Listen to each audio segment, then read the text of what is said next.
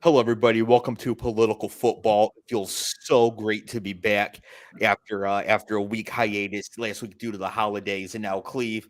I'm trying this new thing where I start the show with a question. This is for you, and this is for the chat if they want to get the answers in here while we roll the clip. But question for you is this, Cleve: would you ever, and if so, under what circumstance? What's up, Scott? Question for you Hi. too. Here we go. Would you ever, under what circumstance, would you choose to watch a single NFL game when red zone is an option? Never.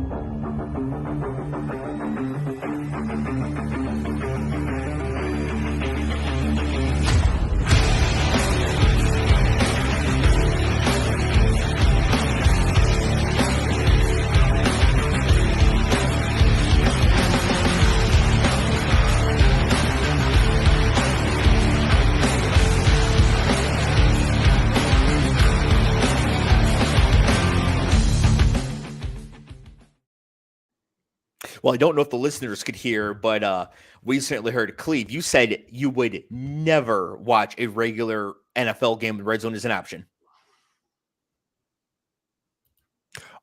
Well, let me recant that. Only if it's a standalone, really good game, like on a Sunday night or a Monday night. If No, because red zone, there's no chance. Red zone's not an option then. When red zone is an option, would you ever watch another game? Yeah, no, always red zone. Red zone. It's red zone. Yeah, it's red zone or nothing for me. Now, Scott, this is a little bit harder for you because you actually on a show called the Detroit Lions Podcast, which, by the way, there's a link in the show notes for audio listeners and on YouTube for it because it's very good, especially for Lions fans. Scott, would you ever watch, unless you had to for content, an NFL game instead of red zone? I don't think I would want to watch the red zone over watching an NFL game because there's so much context behind a regular game. Cleve's looking at me like I'm nuts. I think you miss so much just football stuff. To me, red zone, I get it. It's cool, but it's highlights. And like if you want to watch offensive line play or defensive line play, or you want to watch, football, it's not red zone. It's just not. And this is an issue because as a high school coach, you expect players to have a requisite understanding of football situational awareness. And because they're watching red zone, they're not necessarily getting the situational stuff as much as they should. So there are things that happen on the field where it's like, you should know this. Like, we punted and there's 10 seconds left on the clock and the ball is still rolling. And we don't want them to have the ball anymore. We just wanted to go to halftime. Let the ball keep rolling, but our kids will touch the ball. And it's like, you should know, just let the clock run out kind of stuff. But they're not getting that because they're just looking at fantasy highlights. And that's where, you know what I mean? Are you blaming the lack of knowledge of your players on them watching Scott Hansen and none of their coaches? There is an element, yes, 100%. There's an element of it where they're not watching first down, second down, third down, fourth down stuff. They're seeing, touchdown pass or long touchdown run. They're not getting fully educated as to like the full football experience. They're seeing highlights. But I'm going to be honest with you. Once they cross the 50, I'm sorry, Scott. Sorry to cut you. You're still talking.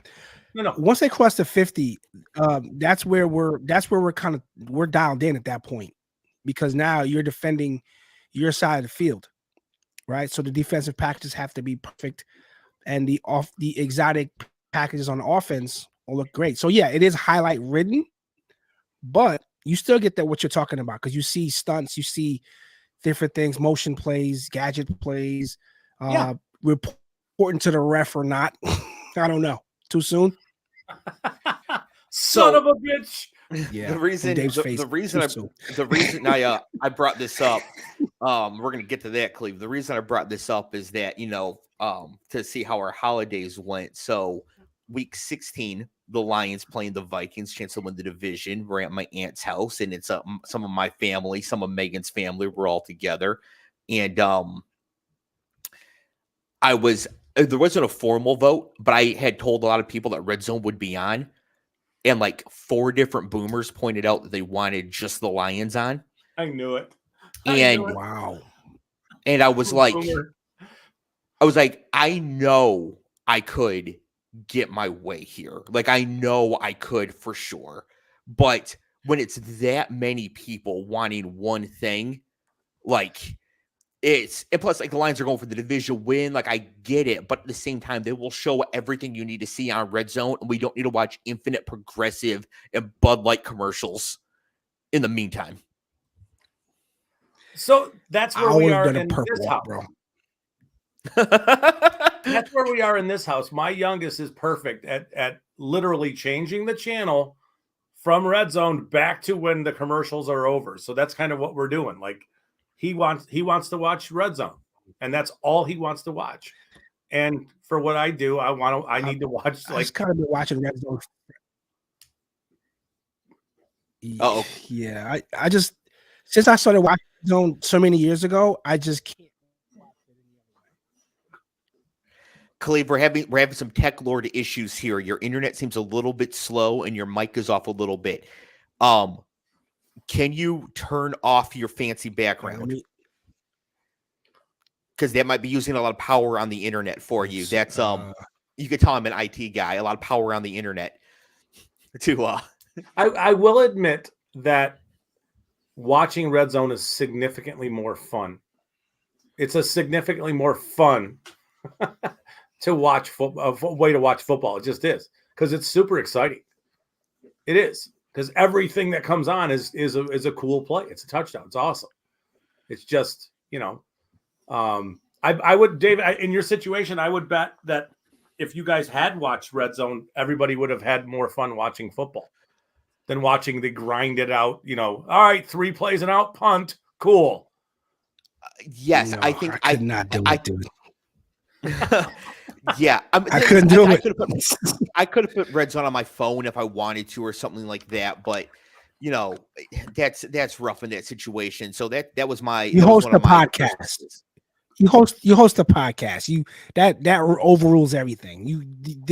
You're working at that point. You're working. Agreed.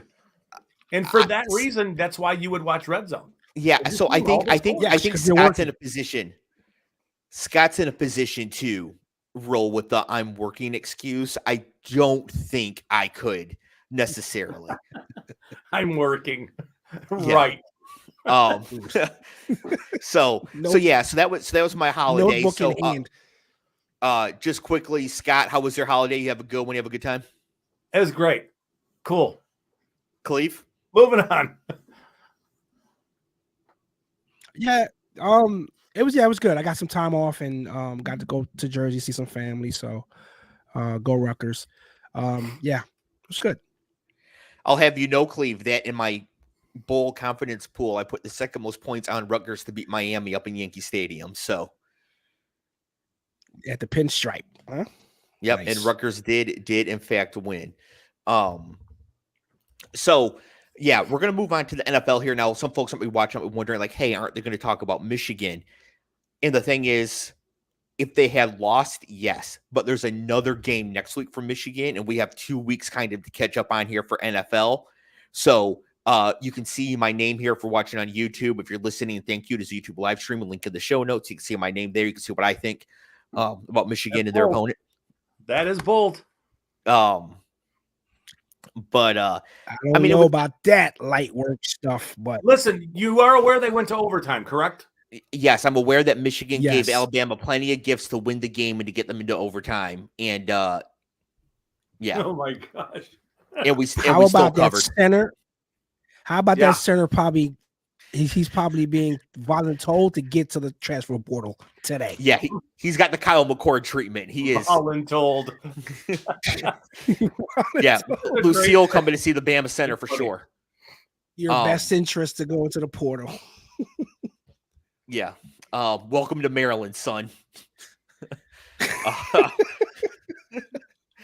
just like baby Tua. So where all the Bama cast-offs go. But yeah, anyways, America's team beat Alabama. Remember, everybody's rooting for Michigan because Florida State got hosed. Nobody wanted Alabama to win. And yeah, so that was great. That was a fun time. We have Michigan versus Washington next Monday. We'll definitely be talking about it on the show next Tuesday. Lots of NFL talent on the field. Should be a really good game. Michigan opened favored by 3.5. Within 15 minutes, up to Michigan -5. So Michigan -4.5. So that's a great sign for Michigan fans, not Washington fans. So yeah, I didn't know that Penix was that good. That kid's lights out. Yes, Michael Penix is fantastic, and he was actually much more athletic. He's had a lot of injuries. In 2020, actually on the day that the election got called for Joe Biden, that Saturday, Michael Penix led Indiana to a win over Michigan. Wow. Okay. Yeah. He has significant injury history, though. Both ACLs. He has a torn labrum in his throwing shoulder. Yeah. He has a surgically repaired sternoclavicular joint in his right side. He's beat up. He's basically cyborg. Yeah. He's a little older. But there is no quarterback. There's nobody who throws the deep ball the way he does in college football. It's just ridiculous. Mm-hmm. And it helps that they have the weapons they have. They're loaded. And a good offensive line. Yeah, they've got tons of great talent. Yeah. On the offensive side, at least, their secondary is not the greatest. They've got some individual pieces, but as a unit, they're not that great. So, yeah, I would expect lots of scoring. I think one team might score a lot. Yeah. Yeah. I'm no official predictions yet. It's way too early. No official predictions yet, but I'm just saying if that ends up being like a 41-17 Michigan, we're not going to be shocked. It's in the cards. Wow. It's in the cards. Okay. That's not an official prediction. I don't want people coming back later and being like, you said. I'm just saying it's. Yeah, but they have to fight Clev if that's the case, right? Isn't that only the if they rule? bet on it and lose. Well, yeah, I think that part. Okay, we're going to do something a little bit different this week. Since we have 2 weeks to cover, I was not going to go game by game. But since there's only 1 week left in the regular season, we're going to look at the 14 teams in playoff position and look at them over the last couple of weeks to discuss the teams themselves, where they are in the playoff race, and kind of going forward here. So a little bit different format. We're going to start with the NFC mainly because that's the way I put it on the paper here. The number 1 seed right now is the San Francisco 49ers. Week 16, they got destroyed at home by the Ravens, 33-19. Last week, week 17, they come out here to Washington, win 27-10. The 49ers have locked up the number 1 seed in the NFC. Christian McCaffrey has a calf strain, will miss week 18, but should be perfectly fine for the divisional round. Cleve, do you think the 49ers are still the best team in the NFL despite getting destroyed by the Ravens 2 weeks ago? Yes. Yes. It's a resounding yes. Scott, what do you think? No, I don't. But, I mean, Baltimore put it on them pretty good. The McCaffrey thing is a potential big problem for them. I know that he's got realistically 3 weeks to get right because he ain't playing this week. You got your bye, but still, I don't know. I don't know that I'm buying them over a team like Baltimore. Right now looking forward, especially thinking about injuries and how that could hamper them. They're a very good team. They should really have their way in the playoffs in the NFC side of things, I would think, and host the championship game. But then it's kind of, all bets are off at that point. Cleve, you said resounding yes, the 49ers are still the best in the NFL. Why? I just think that the complement of weapons, the quarterback that can bounce back from a bad game. He had a bad game, 4 picks. But 2 of the picks were questionable, like that weren't on him technically. I just think that they're a complete team. I think that also, although Baltimore looks really good, I don't know if Lamar can win a big game. I just don't know. It all, and you guys know me from years on the show, doing the playoffs. So I want to see that. I want to see primetime Lamar in prime time. So we're going to get to the Ravens. Lamar's about to win the MVP again. This will be his second MVP. He'll only be like the 8th person with 2 or more. He's 20. Cleve's making a great point though, because he has not played good in the playoffs. He's not played well. Exactly. So I don't know why people are propping him up. I would take a Super Bowl berth over an MVP any day, and I think any one of those guys would as well. I think if you ask Lamar about the MVP, he doesn't care about it. He wants to win a Super Bowl. Well, if you look at the people with multiple MVPs, they tend to have Super Bowls too. Kurt Warner, Joe Montana, Peyton Manning has 5, Aaron Rodgers has 4, Brett Favre has 3. Right, everybody on that multi-time list has a Super Bowl championship. I'm pretty sure Johnny Unitas is on there, who doesn't have a Super Bowl trophy, does he? But he has before that the NFL championship. Because it was Earl Morrall in Super Bowl. When did they first win? 68. Well, 68 the Jets won. So yeah, they lost that one. In the Super Bowl 4, did the Colts win? Hey Don, Don's help us out. Yeah. Don's our guy for that. I'm pretty sure the Colts, maybe the Colts made it Super Bowl 5 and lost to Dallas with Earl Morrall by that point. Anyways, Unitas didn't win a Super Bowl, I'm pretty sure, but he won NFL championships, right? So,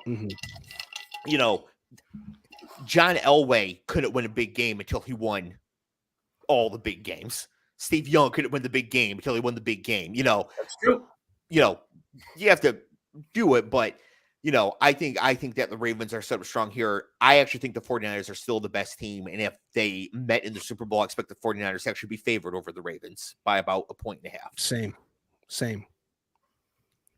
The number 2 seed in the NFC, the Dallas Cowboys, on some bullshit.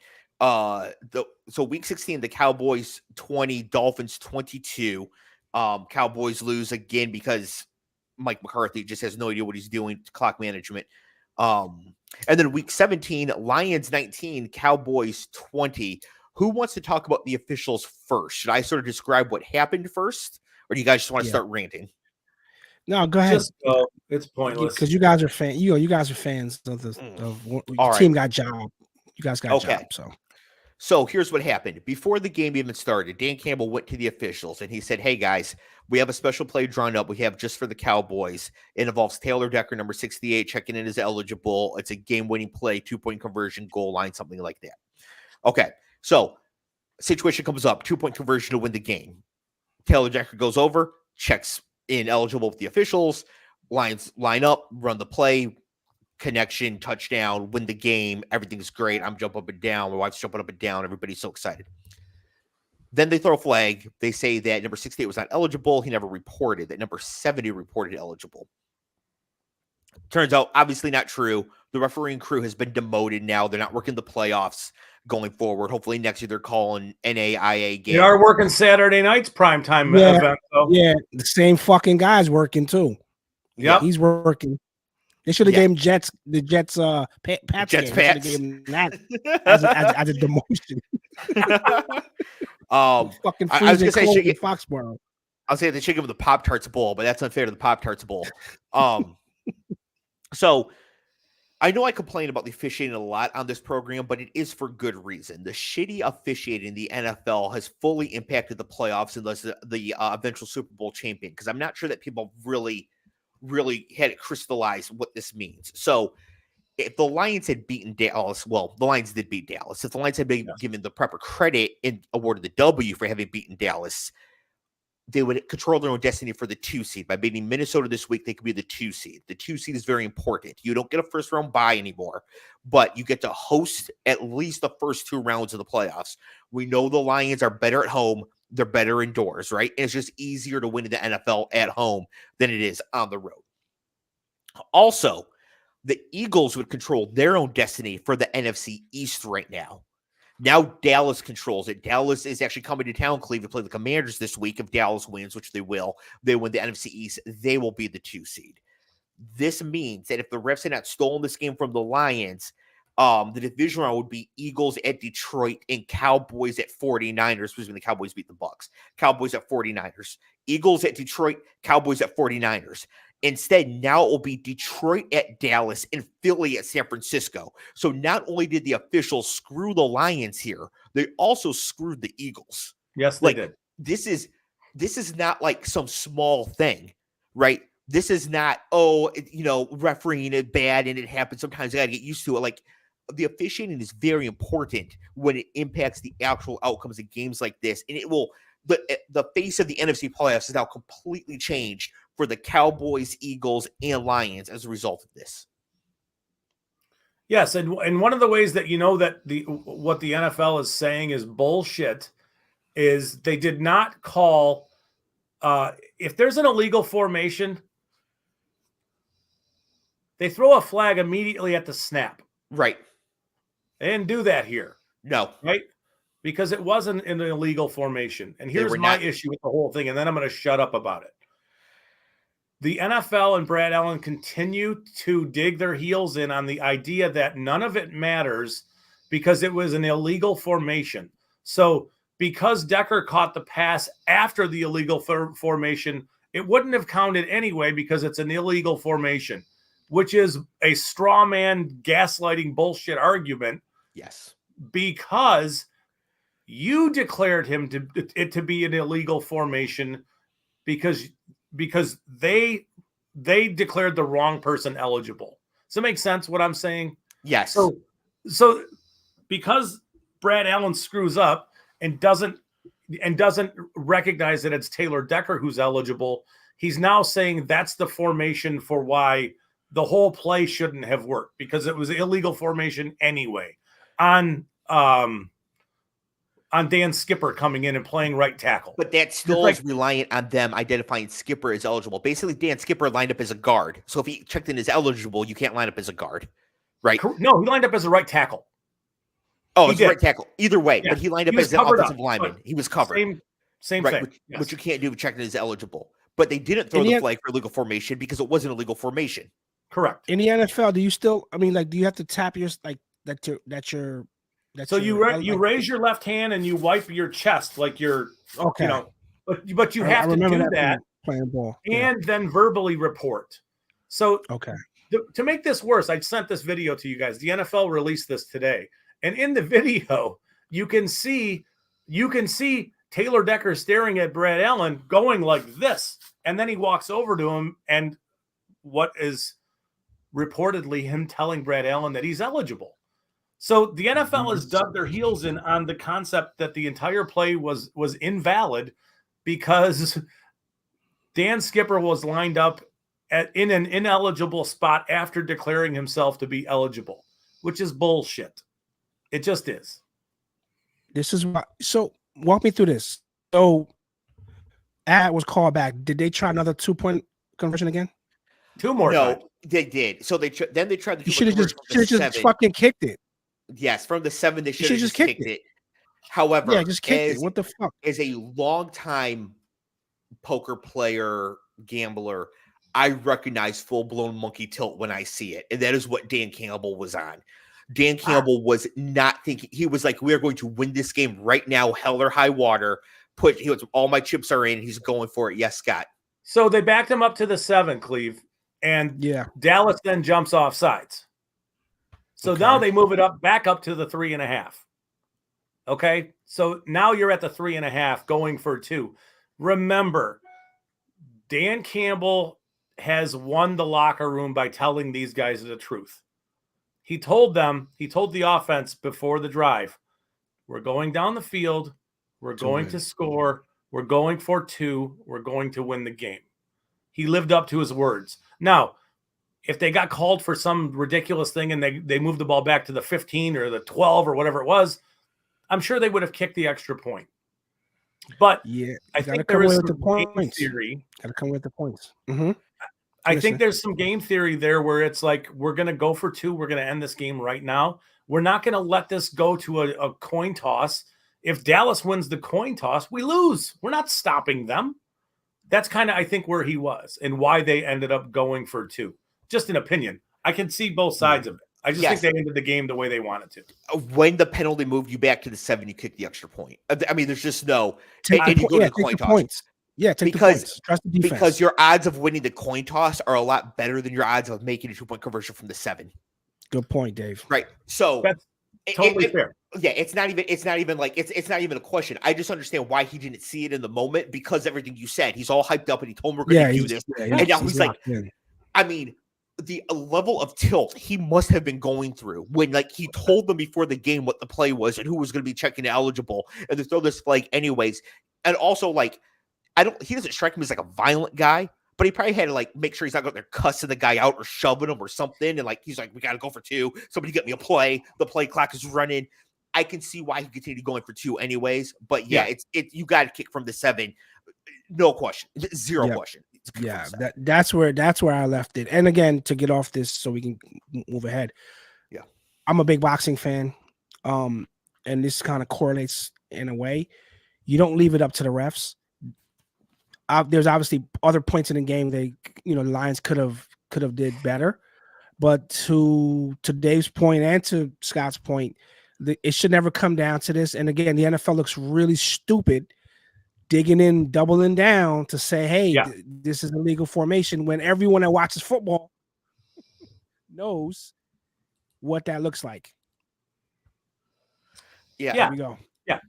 Yeah. And so, but the thing is, it didn't come down to the refs because Dan Campbell explained the play to the refs before the game. So that should have been it right there. Now that takes us from the Cowboys, who are going to be the 2 seed. It's not official, but all they have to do is beat the Commanders. So it's official. Yeah. So they're the 2 seed. So that means that the team like the 3 seed is the Detroit Lions. Hey, look at that. It's like a segue. Week 16, Lions 30, Vikings 24 to win the division for the first time in 30 years. Scott, how fired up were you and the Bischoff clan? Pretty damn fired up. It was cool. And I told my kids, I'm 53, and it's like the Lions have been in the playoffs recently, like in 2015 and 16. But Cleve, like literally, those was that 10, 7, 8, 9, whatever years ago. The Lions shouldn't even have bothered to get on the plane to go out to Seattle or New Orleans or whatever. They just shouldn't have, because they were going to get smoked.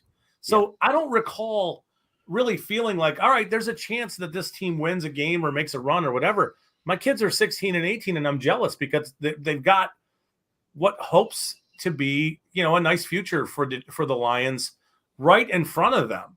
And, we were fired up. It was great. Dave, what'd you think?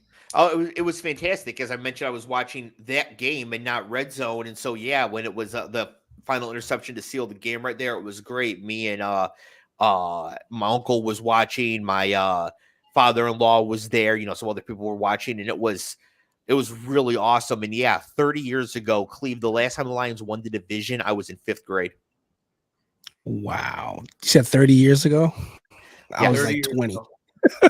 Yeah. Can you imagine? Yeah. Wow. I was in 5th grade last time it happened, and we had season tickets to the Lions. And I remember we hosted the Packers in the wild card round, and Kevin Scott decided that covering Sterling Sharp was optional. And so the Packers won.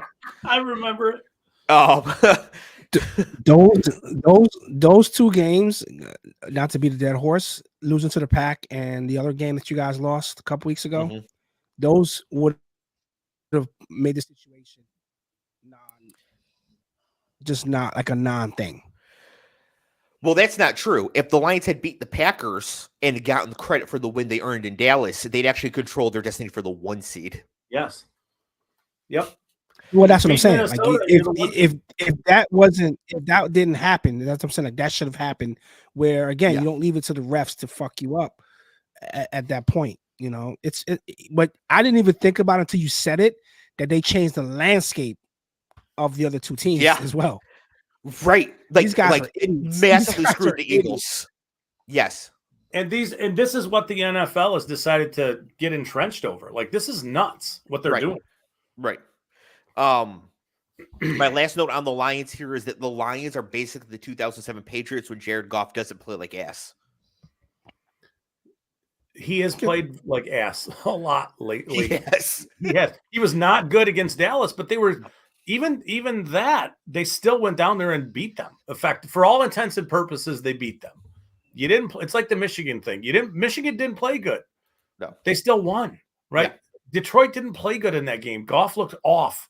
He threw 2 picks, really 3. He threw a pick on that from the 7. He threw a pick, but Dallas jumped off sides. there were moments where he looked lost. He looks like I'm throwing it there regardless of what the defense does. Okay, cool. That's a pick, you know?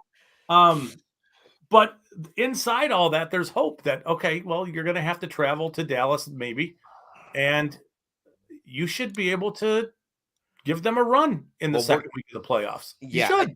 The first 6 seeds here in the NFC do look kind of locked in. So we will talk about this a little bit. The 4 seed is the Bucks, assuming they win this coming week. If they beat Carolina, they're the NFC South champion. They will be the 4 seed. Unbelievable from them this year. Week 16, Jags 12, the Bucks 30. Kind of a shock there, but then flip around week 17, Bucks win and they get the division. Saints 23, Bucks 13. Embarrassing performance. Horrible. Shocking loss at home to the Saints in week 13 as the Bucks have clinched the NFC South and the 4 seed with the win. As I mentioned, Bucks do still control their own destiny, but they're going to beat Carolina. I mean, they're motivated. Carolina, even if they were motivated, is terrible. They're not. Their owner's in trouble for throwing things at fans. Like, there's internal squabbling over who decided to take Bryce Young. So the Bucks are going to win this game. The Bucks will be the 4 seed. Clev, an incredible year. Before the year, we were talking about the Bucks. Like, how did they capitulate for Caleb without Todd Bowles getting fired? And he just won the division. And Baker's had a really good year. Yeah. I mean, wow. Like, yeah, no one saw that coming. Even the keys to the DeLorean, you couldn't see that. No. If somebody came back from the future and told me, hey, the Bucks are with the division, bet everything on it, I'd be like, nope, this is a prank. I can't do it. I'm not doing it. Interesting here from Paul. Paul says Baker should win comeback player of the year. Yes. I really think that's fair. I think totally legit. Yes. I don't think he should, not because he's not deserving, because I think there's somebody else that's more deserving. Like, Cleve, you're not going to like it. Not who? Are you going to say Flacco? I am. Flacco's been great. Oh, I thought dude got off the couch from eating a peanut butter jelly sandwich to possibly go into the Super Bowl. Yeah. Some interesting things going on the AFC side as well. But we got the Bucks over here as the 4 seed. Again, I don't think that they're a lock to lose in the first round. Yeah. They probably will. They're going to play the Eagles. They probably are going to lose in the first round, but they're not a lock to do so. So if you're playing, I don't know, Dallas, are Philly's playing like Philly is. They kind of played games during the draft. They really took on some risk, and man. And so that gets us into the current 5 seed, the Philadelphia Eagles. Week 16, Giants 25, Eagles 33. Week 17, one of the absolute worst losses of the year. Cardinals 35, Eagles 31. The Eagles cannot play defense, and they have tried so many things to solve it. They traded for Kevin Byard. They signed Shaq Leonard. They've tried so many things to try to get this fixed, and their defense, the Eagles and the Lions are basically the same team. Wow. Except when it's Jalen Hurts. Yes. So they're better. Yeah. But, I mean, they have the capability of being better, but it's amazing how what that team looks like right now. Like, they look lost. They do. But I still think when it comes time to play that game in week 1 of the playoffs, they probably handle their business on the road. Well, I think it's one of 2 things for the Eagles, right? They go to Tampa, they look flat, and they lose or they just squeak by. Then they go to San Francisco and get annihilated. Yeah. Or they come out against Tampa and they're like, you're Todd Bowles and we're the Eagles. We're going to win by 21 in your house, and now we're going to San Francisco ready to play. Yep. You know, it's going to be one or the other. And also, I cannot believe this, but the Cardinals are not really trying to win. They're not tanking, right? They're playing hard for their coach, but they're not really trying to win. Like, Hollywood Brown didn't go in this game, even though if it's a Super Bowl, he probably could have, right? They're just trying to lock up Marvin Harrison Jr., and they blew it by winning this game probably. And like, the Eagles still lost. Yeah. Yeah, I mean, that was a shocking outcome of that game. Stunning. Dude, I should have checked in with you, Dave, because FanDuel, I took a bloodbath. I'm like, fuck, like Tampa Bay, fuck. So nobody saw that coming, Cleve. Like that was crazy. Dude, too. I just wow. To lay that egg like that, just nuts. It's crazy. That's okay, Cleve, because you took that 17-1 Lamar MVP in the offseason when I told you to, right? So that'll cover this. This is getting worse. It's getting worse by the second. Only I took that one because you said Lamar it can't do it in the playoffs. He's going to get hurt, and he won't be able to win MVP again. He already did it once. Yeah, sure, okay. Yeah. You think he's got that locked up? Yeah, 100%. It's done. So, I mean, because even if Tyreek gets 2,000 yards, like it's not.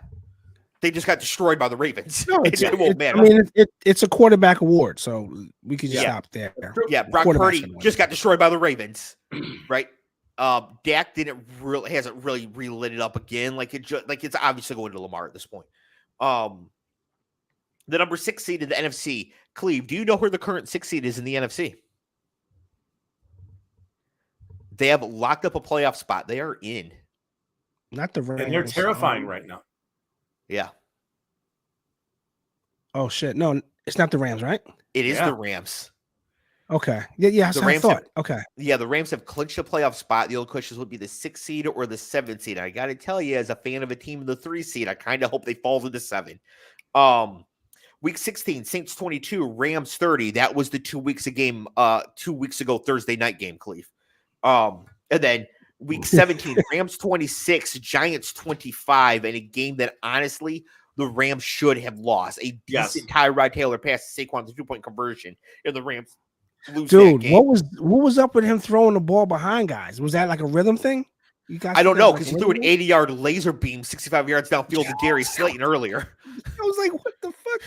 Like, how do you miss a guy that open? Maybe Tyrod, Tyrod, his name is Tyrod. Maybe Tyrod Taylor actually is a Michigan J Frog, Cleve, because he can only do the hard stuff. Hello, my barber. Hello, my darling. As for you, Paul. So the Rams are the likely 6th seed. The Lions are all but locked into the 3 seed. That would mean that Matt Stafford would make his return to Detroit in the wild card round of the playoffs. Wow. With Cooper Kupp and Puka Nacua. Yep. And one of the better running backs right now playing in the NFL. Mm-hmm. So you can't run on Detroit. I'm not worried about him. I know, but like they have weapons. If I'm Matt Stafford, I'm walking in full Jaffe Joe fur with the fucking line across the chest thing with the ruby eyes. You should. Yeah, that would really be something. Irony, bro. Irony. My God. Yeah. Paul says, I'm sick to death thinking about it. Yeah. I'm already having visions of Stafford going like 404 because the Lions cannot cover anybody and just 38-28 Rams win. Right. I just like, I could see it so clearly in my mind's eye. And on the one hand, I want to ignore it. On the other hand, I clearly see Michigan dominating Washington. So like, I kind of want to be right, but I also don't want to be right. But I just, it's the time knife. And I hope the Rams slip to the 7. I'm not saying the Lions can't beat the Rams. Obviously they can. So the Rams get San Francisco this week, right? Yeah, but San Francisco's got nothing to play for. Yeah, they're not trotting out their guys. So they get Sam Darnold, Elijah Mitchell. For too. Like the Rams are in the 6 or the 7, period. They are. Yeah, but they want to be the 6. They'd rather go to Detroit than to Dallas. So they're going to try to win. Yeah. They're going to play their starters for a half, get up 20-3 at halftime, and get Sam Darnold and Juwan Jennings, and then write it out from there. Yeah. What's the 7 seed looking like? Right now, it is the Green Bay Packers. And it'll probably stay that way, right? the Packers do control their own destiny. If they beat Green Bay, or if they beat Chicago at home this week, they're in. Yeah. Oh. Otherwise, it's like Atlanta and So, Packers first. The Packers week 16, Packers 33, Panthers 30. In a game that just illustrates why the Packers do not deserve to be in the playoffs. Like, you almost choke away the game to the Panthers. That's why the Falcons are out. It's because they choked away a game to the Panthers, right? So, but then week 17, Packers 33, Vikings 10. Vikings are not quite toast, but basically toast at this point. I'm so sick of Green Bay. I really want the Bears to win in week 18 because can we just get here without the Packers in the playoffs? That'd be nice. It would be. It's old. Right. It's an old tired bit, but right. We're gonna get no Patriots for the second straight year. It'd be nice to have no Packers.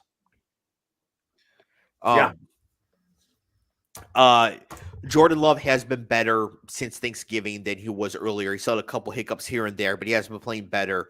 The Bears have nothing to play for, but the number one pick is locked up for them now.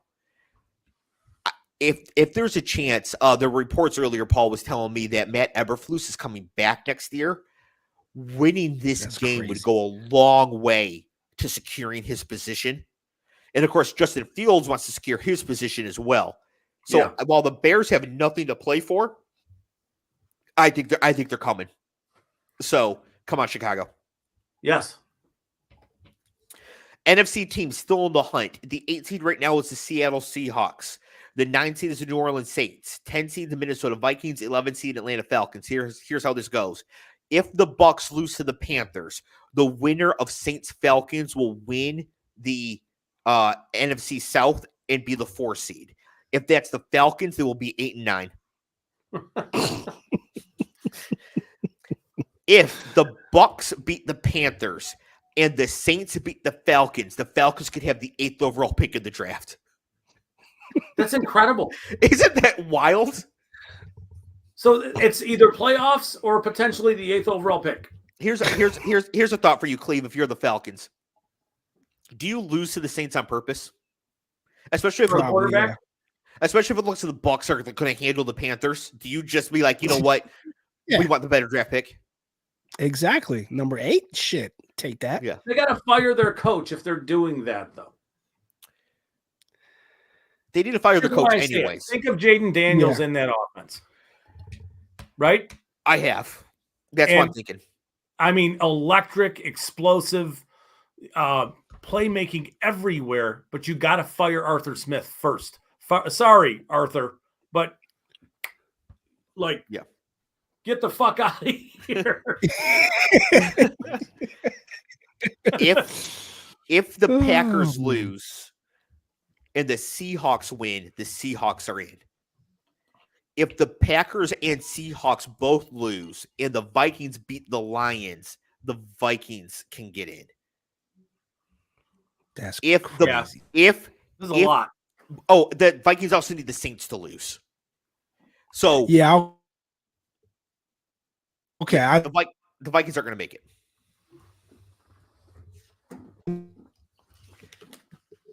Cleve, your audio is. Are you there? There's so many situations for that 7 seed that we could talk for the next month about them, and you know what I mean. Like, there's just a lot going on there. Yeah, but it's easy. Packers win, then the Seahawks win, and if both of them lose, then it's just a free for all. Yes. Yep. And the 7 seed gets to go to Dallas and lose immediately. So yes. All right. Moving on. Hey, Paul, I live down the street from Dave. Like literally down the street from him, like 2 blocks. Paul's like Cleveland's dialed in via telegraph. I'm on a dial-up, right? Plug in fucking wall. Jesus. You've got mail. Well, to be fair, when Cleve was first becoming a man, automobiles were being invented. So for him being on the internet right now is pretty impressive. So I'll be 50 on Monday, and you guys better give me a birthday present because I'm laying a lot of coin on Michigan. So We got to talk before Monday. Dave. What would you like for your birthday? I actually want Michigan to win. I want Harbaugh to stick it to the establishment, and then I want him to go to the NFL. Okay. Cleve was like, I hope you get all a right, nice Paul, birthday you're wish. killing me, bro.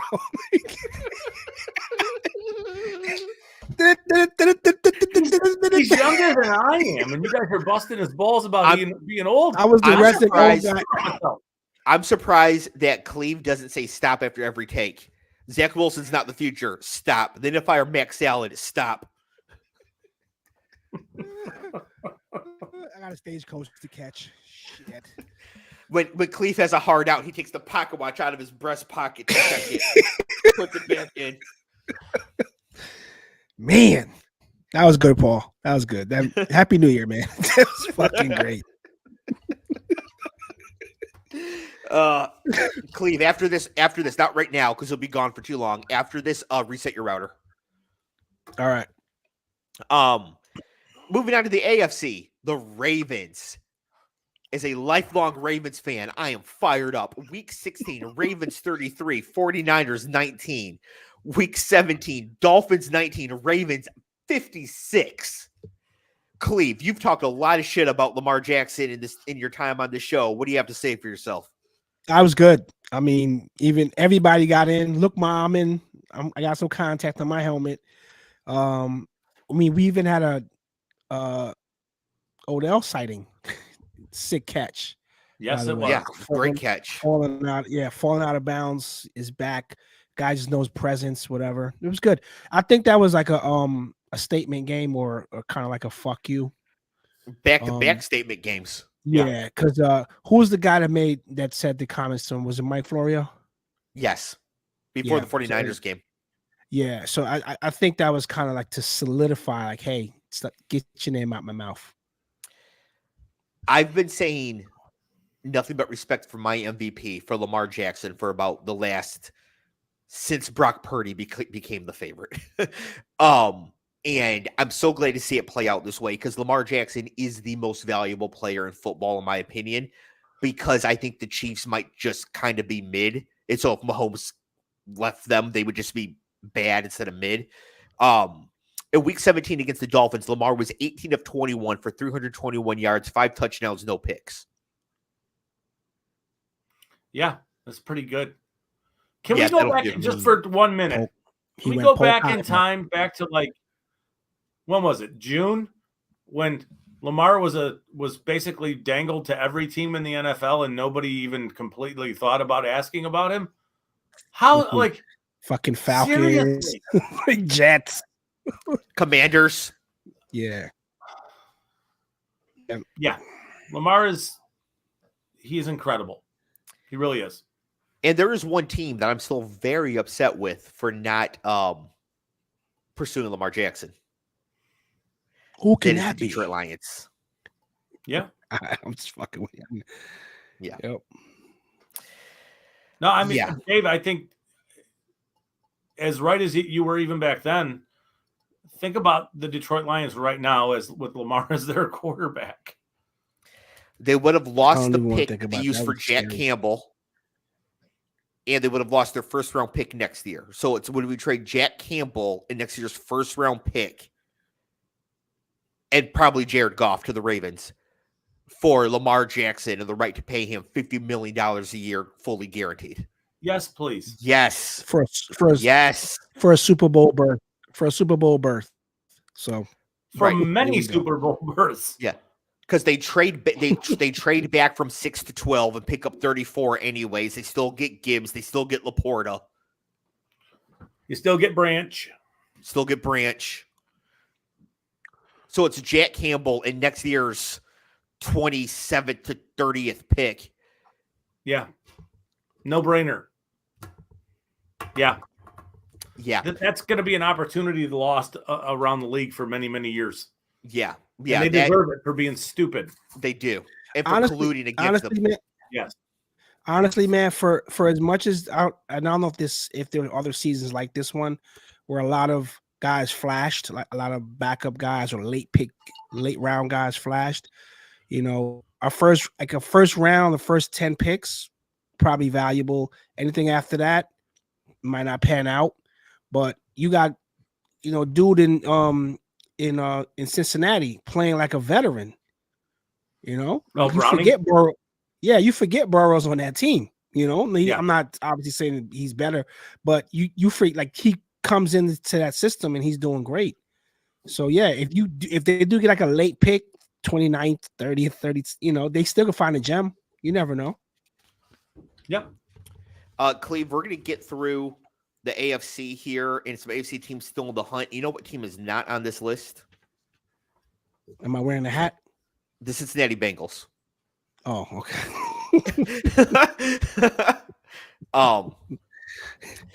Yeah. Hey, Jacob, what's going on, bud? Go Bolts.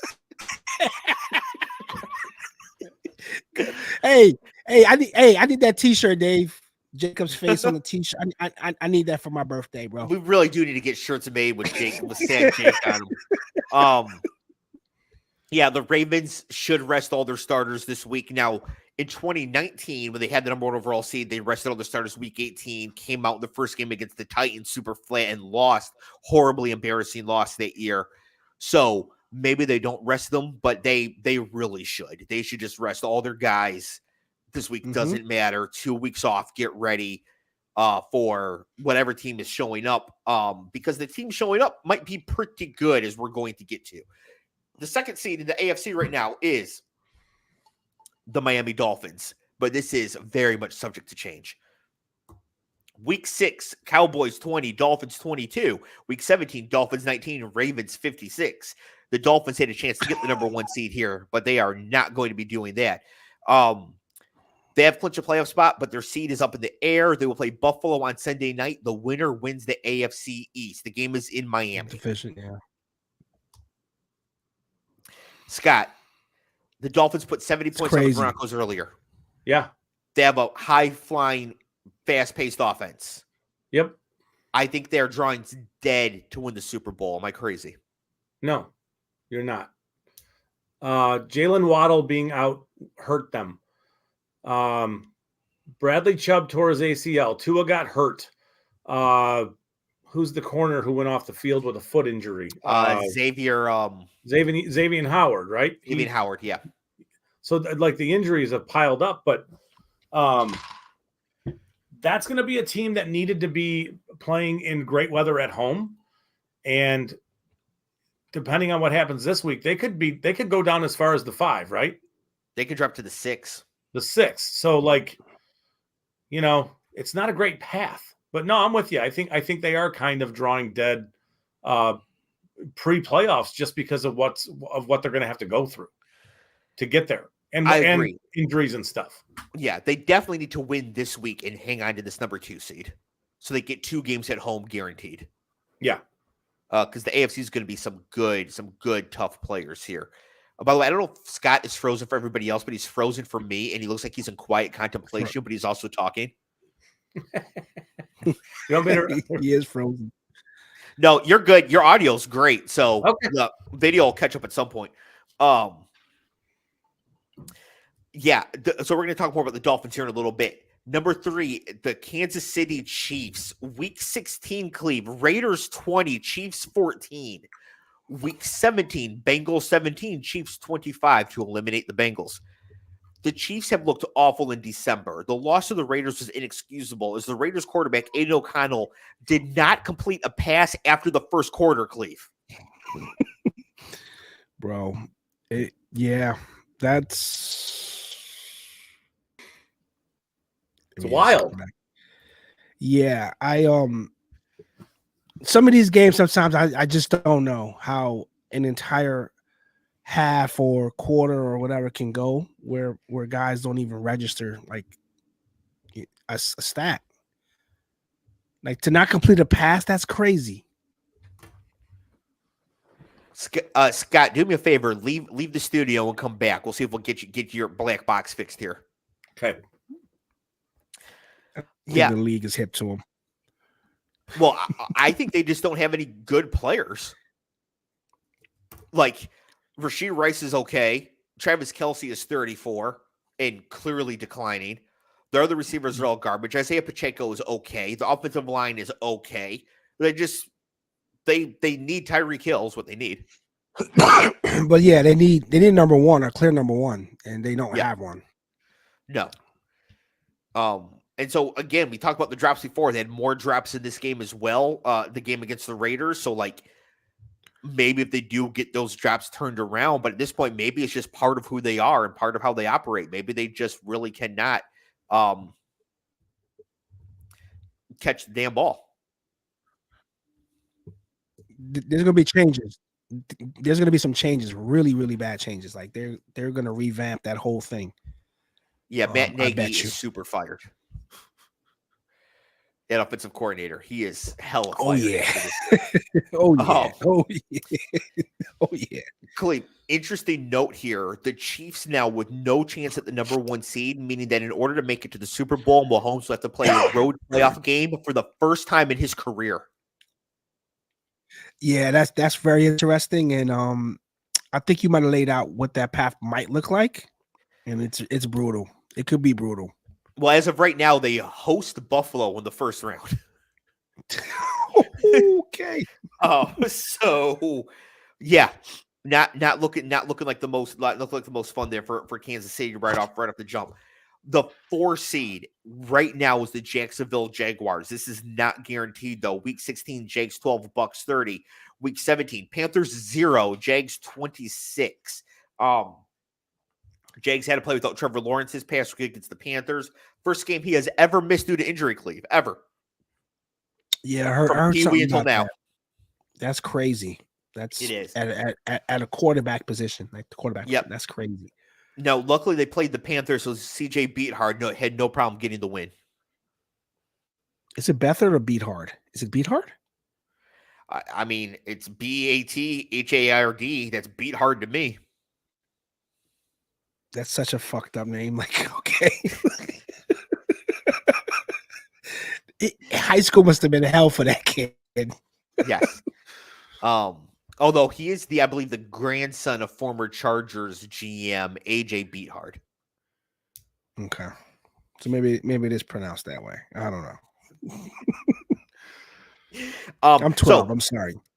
If the Jags beat the Titans in Week 18, they win the AFC South and get the 4 seed. If they lose, they could be out of the playoffs altogether. Yeah, they control their own. They control their own spot. They got to punch their own ticket. Yes, and they had better because this would be a catastrophic year if the Jaguars don't make the playoffs after winning a playoff game last year. To decline, but like you said, you lose. They lost a quarterback. But only for one game, and they won it 26-0. It was the Panthers, so like, it's the week before they got destroyed by the Bucks. That was the shocker there. So, but I do think the Jags will beat the Titans this week and lock it up. So I do think the Jags are going to be in the 4 seed, which means they will play the 5 seed. The 5 seed is locked. This team will finish as the 5 seed. That is the Cleveland Browns. Can't believe that. It's insane. Scott is back. Guess who's back? Back again. What are we talking about? The Cleveland Browns. Yeah. Week 16, the Browns 36, Texans 22. Week 17, Jets 20, Browns 37 on Thursday night. Joe Flacco in week 16, 27 of 48, 368 yards, 3 touchdowns, 2 picks. Week 17, 19 of 29, 309 yards, 3 touchdowns, and a pick. Comeback player of the year. Guy literally walks in and takes all the stats from Zach Wilson like in 2 games. How many games has he played? 6, 3, right? 5, 6. So that's the thing. I don't know that I can give it to him with that limited number of body of work. I think it's big. Well, Baker the favorite's too, Damar Hamlin. He's played in 4. What's that? The favorite's Damar Hamlin. He's played in 4. He hasn't done anything. He hasn't done anything. Right, but it's he died and then played football a year later. So that's something. Oh my God. So that gives you comeback player of the year. You just step onto a roster spot. Yeah, when you go full Lazarus, yeah, I think it does. Lazarus. You gotta turn it dark, bro. Fuck, man. That's moving funny. on. Oh. Yeah, I mean, it's January 2nd, 2024. January 3rd, 2023, DeMar Hamlin died on the field for a few seconds. And he's played like 5 football games this season. I think he might be comeback player of the year. Yeah, he probably does he have a pick or anything? Like, does he have any stats? Does he have a pick? Anything other than being on the field? Yeah. So Baker. Clev is like, do it in the afterlife. That's not fair, bro. That's not fair. That's such a fucked up shot, dude. Come on, man. Doing in the afterlife. Jesus. No pun intended. Funny. But if they do give it to a player with stats, I do think Joe Flacco is the deserving winner of it. If the Bucs hang on to win their division and Baker wins, I won't be upset about it. But to me, Joe Flacco, what he's doing is unbelievable. Also, don't want to miss Amari Cooper's Week 16. 11 catches for 265 yards and 2 touchdowns. I didn't know he was still in the league. Amari Cooper. I didn't think he was still in the league. Amari Cooper finished like wide receiver 9 last year. Yeah. 9? Yeah. Was he 9 last year? Jeez. Yeah. Amari Cooper's a 4th round pick in fantasy this year. In and around all that drama, too, like with that team and, Deshaun Watson and all that stuff. It's just, he was still very productive. Yes. The Browns now locked into the 5 seed, as I mentioned, an incredible season, given they have been without Nick Chubb all year and Watson for most of it, although maybe that's a blessing, Scott. Yeah. Yeah. Can the Browns cut Deshaun Watson? There are ways to do anything. So yes. Yes. I just don't know what the cost is. Damn, that cap hit would be ridiculous. The dead money hit would have to be, he's fully guaranteed, right? Yes. It's the remainder of catastrophic the split across 2 years. So it'd be $133 million across 2 years. So you'd have to you couldn't spend $65.5 million for the next 2 seasons on your cap. Is it worth doing it? Well, it might be. Although they're competing now. That's the problem. Is it worth it? Yeah, see, they are competing now, but that might be another reason to move on from him. Would it be worth it, though, to cut him, take the cap hit, and trade up some future first-round picks to try to land a quarterback this year on a rookie deal? It's kind of the only way to do it. Is to save money. Yeah, because that's not a destination for any free agent. No one's clamoring to go to fucking Cleveland. They won't be able to afford him. No. They won't be able to afford a free agent. Unless it's Zach Wilson. Right? Jeez. Yeah, I mean, you could potentially think that keep Flacco around. He's your veteran dude, and draft Michael Penix in the first round. Nix, somebody ready to play. I think Flacco, him and his agent strategically did that. Like they because he wanted to play and he wanted to come back probably when he did, and he's gonna parlay a couple 30 million, something like that. If he does play next year again, yeah, I think he'll make pretty good money for a 1-year contract kind of thing. Yeah. Yeah. We're a couple weeks out from the wild card round, but I'm going to make a prediction already, pending any sort of injuries or anything.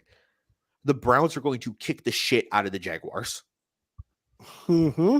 I won't be surprised. Their defense is legit. They are going to annihilate Jacksonville. Yeah. Yep. In the first Trevor round. Lawrence he will not survive that game. No. Nope. Which means if the 2 and 3 seeds win and the Browns become the lowest seed remaining, wild card weekend will be Matt Stafford at Detroit. Divisional weekend will be Joe Flacco at Baltimore. Oh, that's crazy. It's crazy thinking about it. Wild. Yeah. Yeah. Wow. Yeah. So Prodigal again, son's pending return. any other Myles Garrett or Joe Flacco or Amari Cooper going down, something like that, I think the Browns are going to wipe the floor with Jacksonville in the first round. Yeah. I agree. Clev, who's the current 6th seed in the AFC?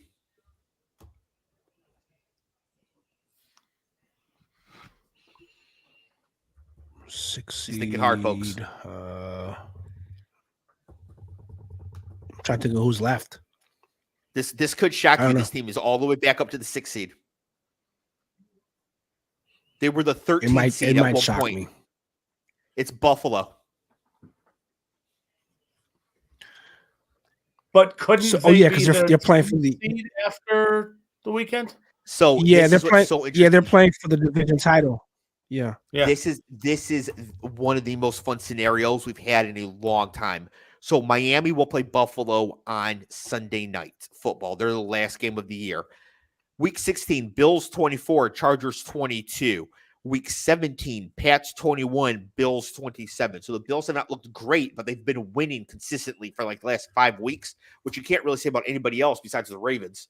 So, and the Browns, I guess. So the Bills are handling their business. But here's the situation. If the Bills beat the Dolphins, they will be the 2 seed and the AFC East champion. I guess they could still be the 3 seed, and the Chiefs could be 2. Either way, they'll be the 2 or the 3 and the AFC East champion. However, let me make sure I have this right. Because the winner of Colts Houston will be in, if Jacksonville wins and the Steelers win, and the Bills lose to the Dolphins, the Bills will be out of the playoffs. That's fucked. Wow. Jacob had a really good analogy. The AFC is like a knife fight in a phone booth with 8 people. that's so visual, bro. Yeah. And they all keep tripping over Brandon Staley's body. Sounds pretty accurate. Wow. So personally, I want maximum drama Sunday night. So I want Jacksonville to win, and I want Pittsburgh to beat the Ravens backups on Saturday, so that we get Miami, Buffalo for the division. And for the Bills, if they lose, they're just gone. Pittsburgh is eliminated, right? Or no? Yes. Okay. No, they're not. They're not eliminated, but they need serious help. They need Jacksonville to lose. They need Buffalo to lose. And they will make it in if they win. Wow. If that happens, Tomlin, again, another season where he just kind of puts it together. Amazing, bro. Amazing. Jake asking, has there ever been a number 2 or bust scenario? I don't know, Odell Beckham allegedly. But other than that, I can't really think of one. Excuse me? Yeah, I mean, we got to scan over 102 years, 103 years for NFL to figure that out. I'm not touching that one, Dave. Neither am I. Not my thing either. But whatever you're into. Not judging. Pause. No. There's no pause there, Cleve. That was very direct. But I did say allegedly because it is only alleged. It's not a fact. It's a alleged thing. Yeah. The Bills though have been playing not great recently, but doing enough to win. I do think they're going to win in Miami. I think so too. And therefore they will make the playoffs. I think they will pull that off. The current 7 seed in the AFC and a winning in scenario, Cleve, the Indianapolis Colts. I can't believe that. I thought they were. I said you did in November. You did. We can roll tape. Here come the Colts. Their schedule, the whole thing. And they're in a winning in scenario. They are the 7 seed. Houston is the 8 seed. Both teams are 9-7. They play this week. The winner is in. It's the Irsay Party Bus Bowl. Yes, versus the Bob McNair January 6th Bowl. How many illicit substances are on that bus? Allegedly. Allegedly. Yes. Thank you. Gotta protect the show, bro. I'm just saying Bob McNair is very proud of his boys for playing so well this year. Wow. Shit. Nobody, maybe regular folk might not have picked up on that, but wow. We got Cam and Claire over here, bro. That is hilarious. So if you're asking me which one of these owners I'm rooting for, give me all Texas Booger Sugar Ursay any day, allegedly. Although I think he was arrested with cocaine, was he? I don't know, allegedly. We'll just be safe. Prescriptions, 30,000 pills in his backpack or something. Yeah, it was something like that. Who was he? Like Rush that. Limbaugh? Allegedly. They were chiclets, bro. Come on. Didn't Rush Limbaugh have 30,000 oxy at his house when it got raided? Yes. Fuck. Wow. Yeah. Party. It's party. Yeah, they were prescribed, so it's all good. Bill Maher has fallen off and becoming just a crazy loser boomer. But back when he was funny, he was like, I've been really high in my life, and I've never been that high.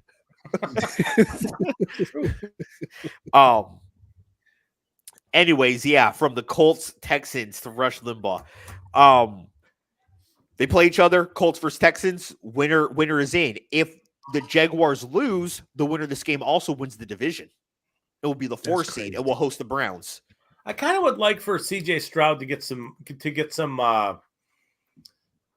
it would be awesome, an awesome first year, because I think he's going to be rookie of the year. Deservedly so. Yeah. Puka's had a great year too, though. So I mean, you know what I mean? Like, but the quarterback stuff, and to take that team from where it was to what it is now, to get them in the playoffs in the first year would just be wild. Yeah, I mean, we thought they were going to win like 4 games this year. Yeah, it's going to be bad. It's a cool story. And I've been a Stroud believer the entire process, and I still thought they were going to be bad. So, yeah.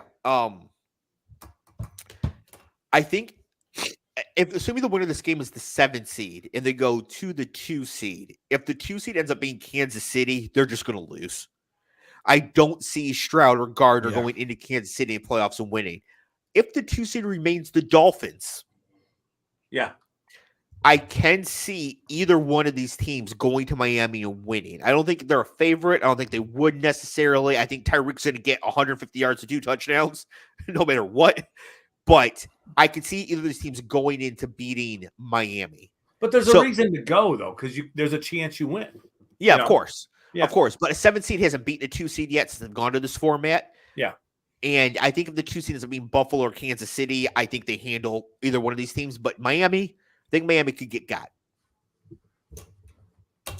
And as we mentioned, the Steelers are the other AFC team still in the hunt. So that's the current 14 teams in the playoffs, plus the teams in the hunt. You'll notice some teams we did not talk about include the Jets, the Chargers.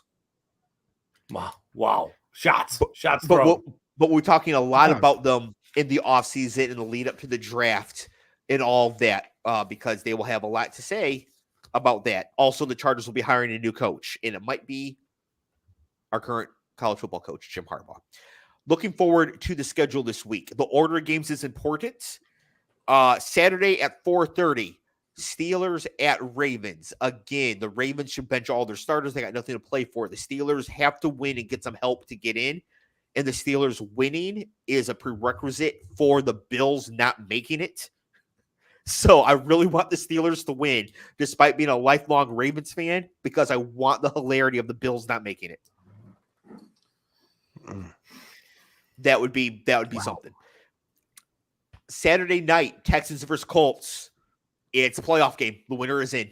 Loser is out.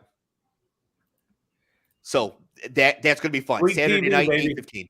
That's going to be a great one. Scott, who wins? It's in Indy. Probably Indy. Clev, who wins? I think Texans. There you have it. I think the Texans are going to get this one as well. I think it's really hard to run on Houston, so I think Jonathan Taylor's not going to be that much of a factor, and the Colts cannot guard anybody. If the Texans had Tank Dell, I think it's a guarantee, but I'm going to say it right now. Nico Collins goes for 150 yards and 2 touchdowns in this game. And a Texans win. Texans make the playoffs. That'd be huge for them. Sunday, massive slate on Sunday because there's no Monday night game. The following are all 1 p.m. games on Sunday. Jaguars at Titans. Jags win, they win the division. Vikings at Lions. Vikings need to win and get help to get in. Lions could theoretically get the 2 seed, but they can't, so they're locked into the 3 seed. Falcons at Saints. The winner can get into the playoffs if the Bucs lose. I believe they can also sneak in if the Packers and Seahawks lose as well. At least the Saints can. Don't know about the Falcons. Yeah. Cleve, Jets at Patriots, 1 o'clock. Well, you're watching that or Red Zone? Oh, Red Zone for sure. Yeah. Bro, what? How much Is death an option? How much do I have to pay you, Cleve, to watch Jets at Patriots and not Red Zone? Dude. And you can't flip the channels at commercials. Dude, that's such a horrible. 500. No. 1,000. Yeah, put the 500, but add a 0 on the back end of that. You want $5,000? $5,000 to watch that bullshit. Yeah. Scott would do it for $25 at a BP gift card. Yep, he would. Just being honest. Buccaneers at Panthers. Bucks win, they win the division. They lose, they're in a lot of trouble. Browns at Bengals. The Browns are locked into the 5th seed. The Bengals have nothing to play for. Now to the 4 o'clock games. There are 7 4 o'clock games. 6 1 o'clock, 7 4 o'clock. Nice. 4 o'clock games. Bears at Packers. Packers winning in. Cowboys at Commanders. Cleve, you want to get tickets? I bet they're like $3. We could probably get a box. Well, for the $5,000 it would take you to watch a game, I'm sure we could. Sit with Magic. Cowboys will win. Yeah. They'll win the NFC East. They'll be the 2 seed. Broncos at Raiders. Does not matter at all, but these teams hate each other. Eagles at Giants. Eagles are going to win. If the Cowboys lose, they'll win the NFC East, but they're not going to. Seahawks at Cardinals. If they lose that game. If they Can lose you to the imagine they Giants. lose to the Giants? Yeah. Bro, this is to me the most exciting part of the season because it's like you could get got, bro. Like there's only like a few locks where you can say, okay, that team's gonna get killed. You never know. The way the Eagles have been playing, I don't know, bro. Scary. I'm with you, man. They're it could be trash. a low scoring game by a field goal. A loss is a loss. Well, I've done about 10 Battle Royale drafts on Underdog for this week. I've got A.J. Brown on 7 of them. So I hope you're wrong. I mean, they can lose. I just want it to be low scoring. As long as A.J. Brown gets, Yeah, no, I think it's going to be low scoring. I think it's going to be low scoring. I just got a feeling. Okay. Well, you should bet that under right now while you can. Seahawks at Cardinals. Seahawks need to win and get some help to get in. Rams at 49ers. Technically, the Rams can avoid falling to the 7 seed, but they would need some help for that anyway. So I think that they're kind of locked into the 6. The 49ers, of course, are already locked into the 1 seed. Their starters should be resting. And finally, Chiefs at Chargers. I think the Chiefs can still get to the 2 seed if they with some wins here with Buffalo, Miami. So they might be looking to put it on the Chargers here a little bit.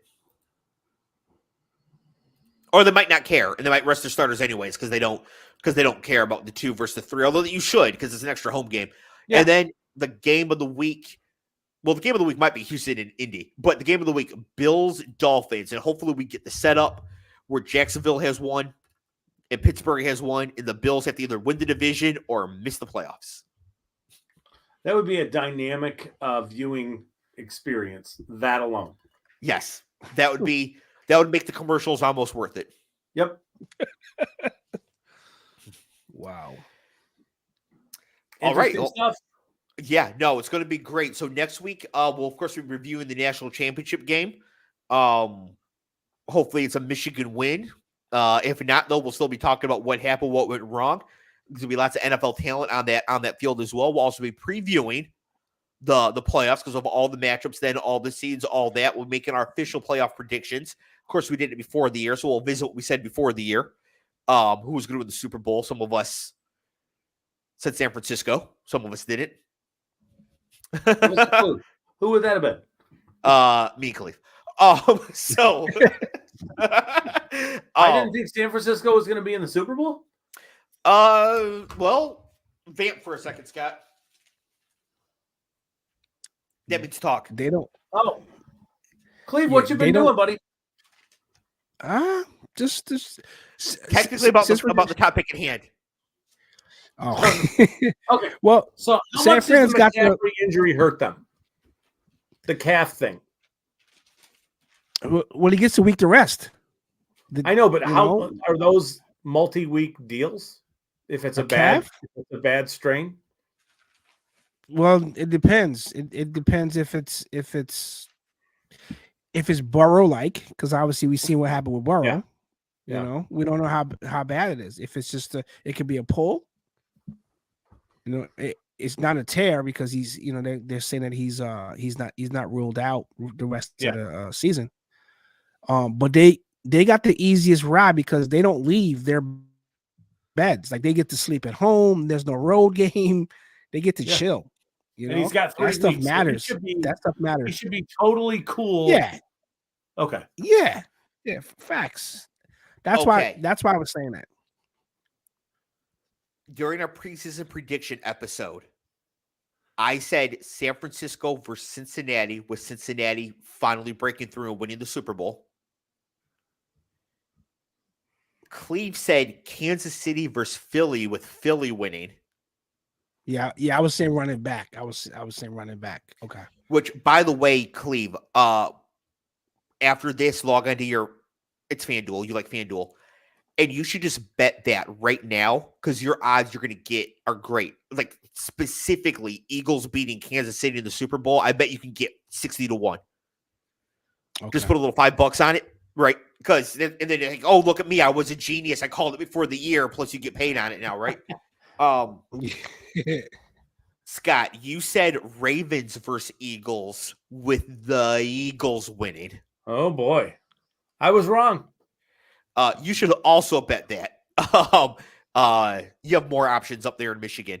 But I would also find Eagles defeating Ravens exacta and just put a little $5 on it and see. I, of course, cannot bet mine because the Bengals are not going to make the playoffs.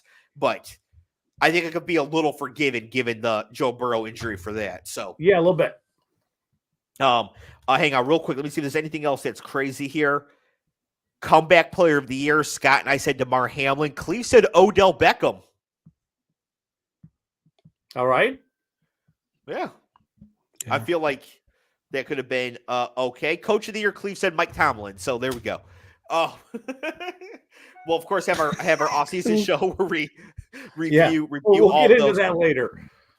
Slight problem though. I only have both of yours written down here, so I have to go back and listen to the episode to figure out what all mine were. But I have all yours written down here. There's some good stuff here. Scott's offensive player of the year was Nick Chubb. Well, you know, that ain't gonna happen. But yeah, some good stuff there. So next week. Oh, go ahead, Cleve. What do you guys think about this Russ Sean Payton thing before we go? I think that the NFLPA needs to do a better job protecting its players, but I understand why the Broncos don't want to risk paying $37 million for their washed up ass quarterback. Yeah. But they should have never made the fucking deal in the first place. But this is part of the deal. No, I understand from a business standpoint, like that you want to protect, you know, you try him out there and he gets hurt. and then you got to pay him. I understand that. Clearly, that's economics, but I don't think Peyton wanted him at all. I think, and kind of in a fucked up way, rightfully so, because it's not his guy. Like, I didn't pick this guy.